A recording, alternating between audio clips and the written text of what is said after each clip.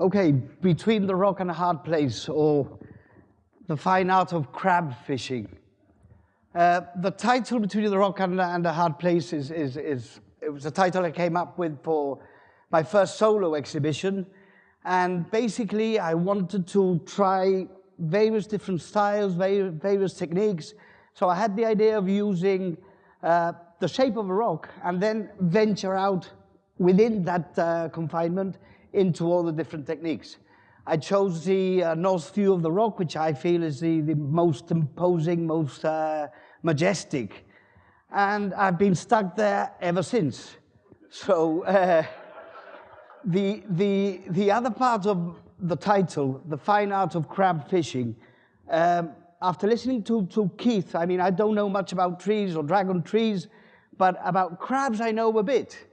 When I was 8 or 9, I've got a twin brother, Peter. We used to go crab fishing to what used to be the premises of the Cultural Rowing Club, the old premises, which are now Montague Gardens. John Gonsalves probably remembers because we're members of the same club. And crabs are a very wary creatures, or are very wary creatures. Crabs have the caves, underwater caves. I don't know whether they're called that, but the cueva, we call them, under the sea. And to fish them, you've got to put the bait at a certain distance, so the crab is enticed by it, wants to go and fetch it, it needs to eat, but it's not too far off for it to think, oh, you know, I'm not going to venture that far away. So that was a trick that we had to do. Why am I telling you all this? It has to do with my rock paintings. The crab, when it starts, it's a very slow process. It takes a long time before it actually gets out there, about an hour. We used to sit patiently waiting for it to come out, very quietly. The last plunge, the crab, before it plunges, sort of holds on to its rock, as it were. And that's like the last, you know, before it actually ventures out, it's still holding on. If it realizes it can't reach the bait, then it will let go. And for me, the rock, in a way, is the same as a rock is for the crab. For me, my rock paintings, people ask me why I keep on doing these rock paintings. And by the way, you're watching them there. If anyone wants to buy one at the end of the show, you can go and fill in the form. The rock is my safety. Apart from the fact that I'm an admirer of Gibraltar and anything to do with Gibraltar, the rock has a shape, and the form itself is my safety zone. It's my home, my comfort zone, in the same way as it's for the crab. It's also my North Star and my guide, my beacon, when I don't know what to do in painting terms. I mean, I paint different styles, abstract, or whatever. But when I'm lost, I know I always have my rock. I just stencil it in and then go on a journey, whatever it takes me. So it's my beacon.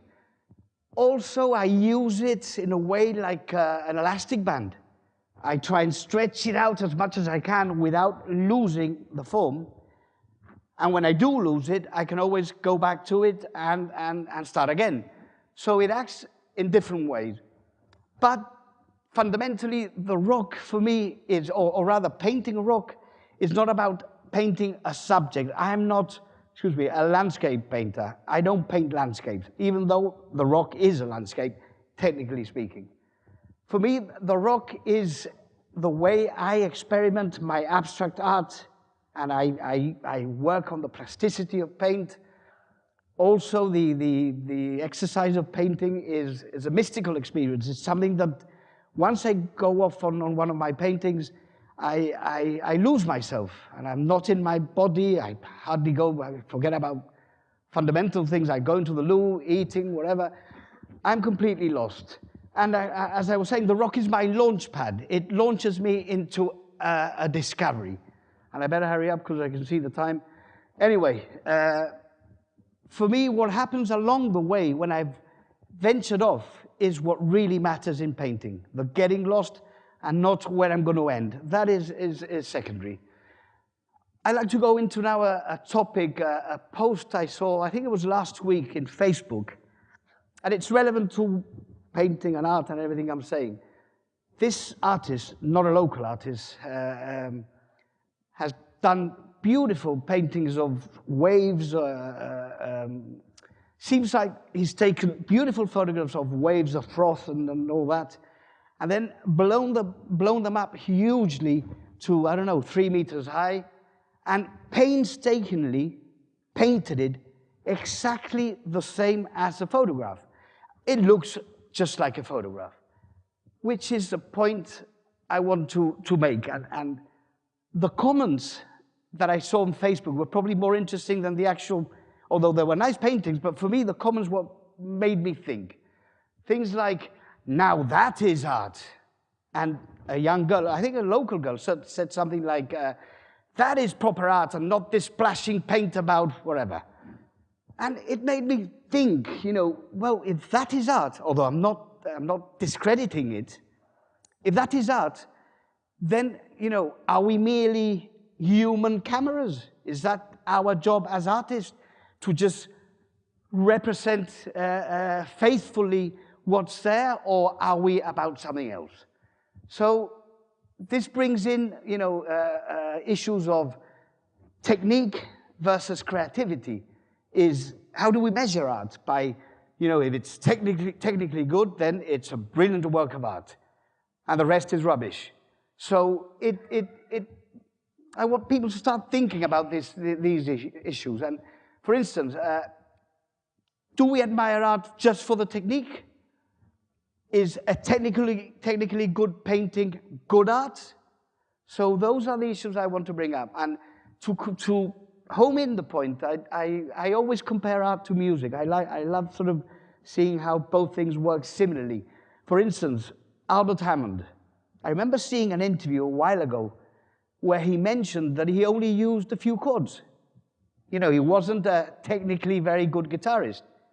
But look at the songs he's written without being a brilliantly technical. So if we use that analogy with painting, let's not just judge a painting by its parece una foto, what we all say, wow, qué bueno, parece una foto. There's other issues to take on board. Going back to music, Sid Vicious, I mean, the guy who played bass, he couldn't play to save his life. Yet he still create a new movement in music, punk rock. Joe Strummer with The Clash, similar type of music, really powerful, really emotional, yet not technically brilliant. So that's that topic. Now I'm going to go to, and it follows on from that, another article I read recently in the Chronicle, where it said the headline was, "Are the Humanities Dead?" And again, it made me think and ponder on it. And it brought me back to my A-level school days, when we had an issue. We called it the majors versus the minors. And some very good friends of mine that were doing the sciences, maths, physics, biology, chemistry, really seriously sounding topics, used to constantly tease me and taunt me. I'm not going to mention names. Raju Paswani, Lionel Victor, and Frank da Costa, good friends of mine. But the issue here is that I probably even believed it myself. I mean, I wasn't scientific at all. And I took Spanish, easier way out, art, and history of art, for which I got an E. So luckily, I got away, I got the points with the help of the art and the Spanish. But it started, this issue, and thinking about it now, we now have what we call the STEM subjects: science, technology, engineering, and mathematics. And it seems like the society is now heading towards practicality. Let's encourage the children to study the STEM subjects. And it looks like any kid doing anything else is not really that clever or whatever. So, and I think that being clever at a subject has nothing to do with whether you're intelligent or not. It has to do with whether you like what you're doing.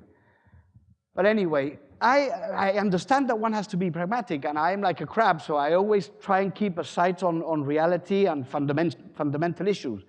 But I also think, and even though I am a bit of a techie guy, because I use computers, laptop, iPhone, you name it, and I use it even in my art, But I feel that artists are fundamentally dreamers. You know, a dancer, a musician, an actor, a painter. At the end of the day, we're all dreamers. And I feel that society needs that.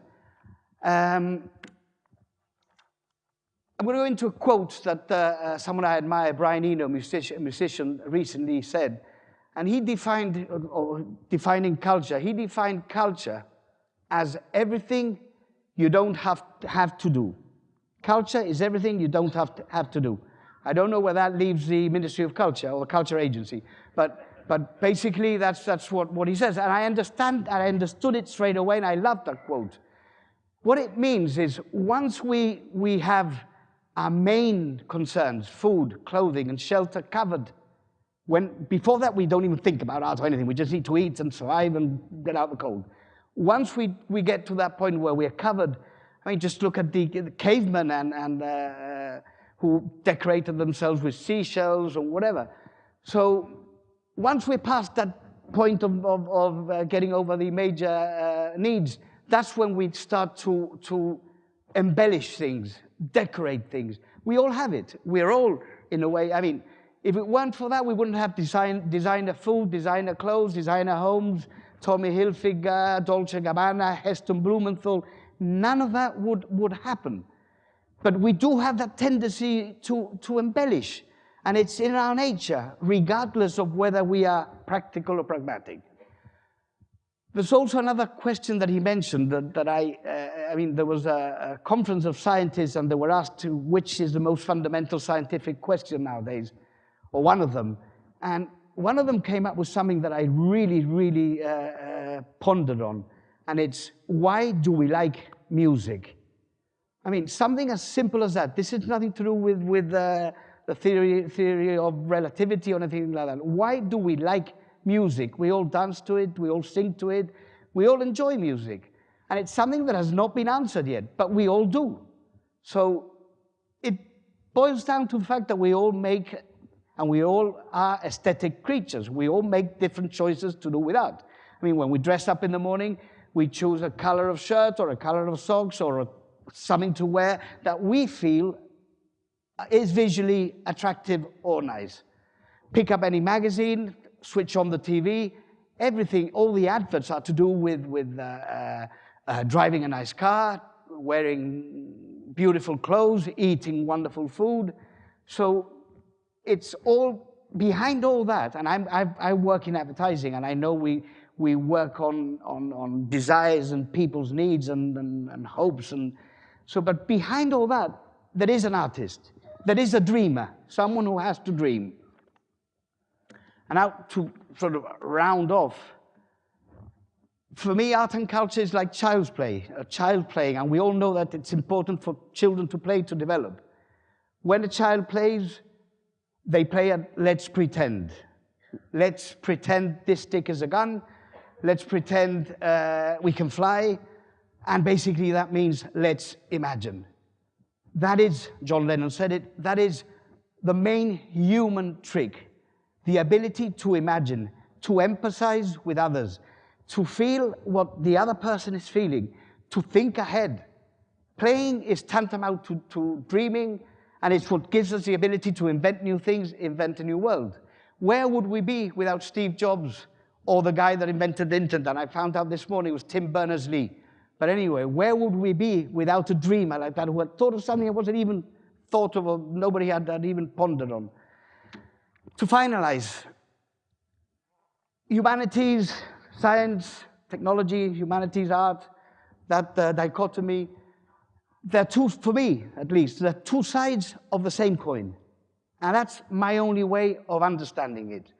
Yin and yang, black and white, the left hand, the right hand, night, day, hot, cold, sweet, savory, Peter and Paul. I'm a twin brother and a Gemini, Peter and Paul.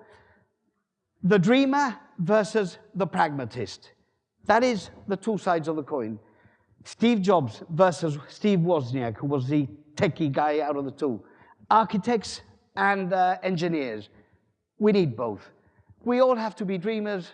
Dreaming is the propellant in society. It will what helps us become a or think of the future ahead and hurry up. And the genius is the person I knew that would have to keep me out today. The genius for me, I'm an artist, artistic license, sorry. The genius for me, thank you. The genius for me is a guy I think that has both. And a few names comes to mind: Michelangelo, Leonardo da Vinci, Albert Einstein, amazing guy, Picasso. And final saying, to do with the Gibraltar University, I'm really happy that we have such a wonderful university, brilliant venture, congratulate the government. However, I would like to use this opportunity to invite politicians or the establishment, the government, to seriously consider having an arts faculty, humanities, within the courses available. Because at the end of the day, we just can't be a practical society only. We also have to be an inventive society. And that's it. Thank you very much for listening and for having me.